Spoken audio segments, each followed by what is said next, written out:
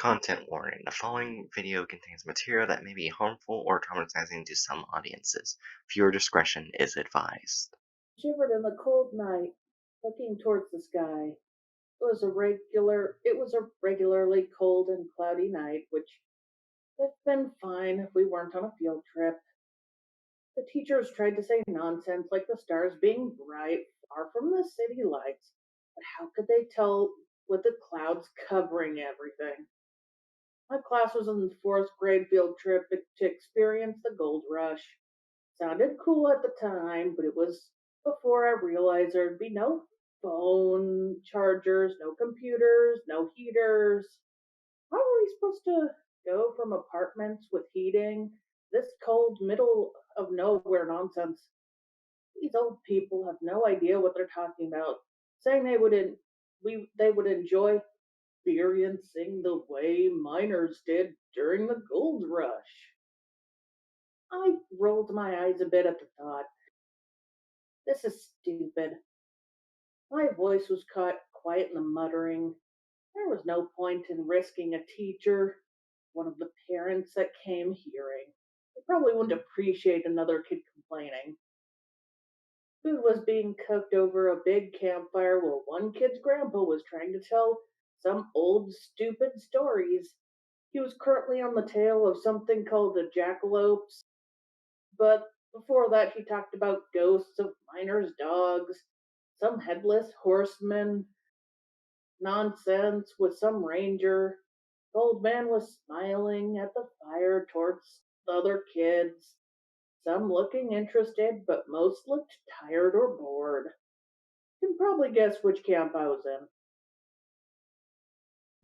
The jackalope is a creature of the Wild West.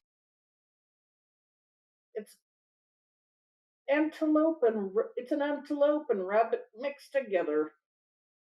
Looks like rabbit as big as a horse, but with fierce deer antlers. Fast as lightning and will attack head on if it thinks you're after it. But be careful, they're intelligent and wary. The only thing that will stop an attack is whiskey. So none of you kids start nothing. We've got none of that here, so you'd be done for. The old man looked serious. Man, how did he tell those stupid old people stories without even laughing about how ridiculous they sounded? At least I wasn't the only one who thought that. Few of the others who were around the fire started to laugh. One of the girls even started speaking loudly. There's no way things like that exist. If they did, I'd just kill all of them with rocks. That's so stupid. It's bunnies with antlers. You really expect us to be scared? That was pretty normal behavior for kids who looked like they heard more than enough of share of random fairy tales of a st- of random fairy tales to stuff a closet with. However, it was like she triggered something. Multiple voices in the dark started to repeat. You really expect us to be scared? Out in the sandy desert, suddenly no one was laughing anymore. The rabbit leapt up from the dark. It landed next to the fire. Looked like a normal big jackrabbit, except with antlers. Is this a One boy started to say before the creature jumped towards the kid who spoke last. Before I even knew what was going on, his stomach was impaled by the antlers. A kid barely a piece of fruit standing up against the chef's knife. The creature pulled out their jagged antlers, eviscerating and dragging parts of the intestines out. And for some odd moment, the boy's stomach looked like it had just plopped open like a balloon. The rest of the organs gave way and ejected the remains of intestines outside his now limp body.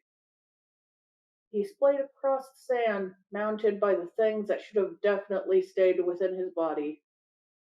The rabbit's nostrils flared, opened several times as though it wasn't done quite yet, as it then wiped the gore off its antlers across the now motionless body of the victim. then began to move towards the next person. Run! Someone screamed. I didn't move. They got aggressive easily, right? There had been a lot of voices out there. I didn't want to end up like that kid. Kept still. Their kids started screaming and running. The ones I'd been sitting by the fire couldn't get up fast enough.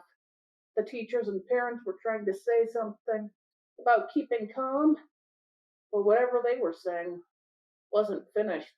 Didn't I didn't look up from the ground to see if anyone was still by the fire. A rabbit jumped into my line of sight, so I closed my eyes. They weren't cowards, right? Maybe this would work. That's when I realized the old guy had been speaking still. How long had he been?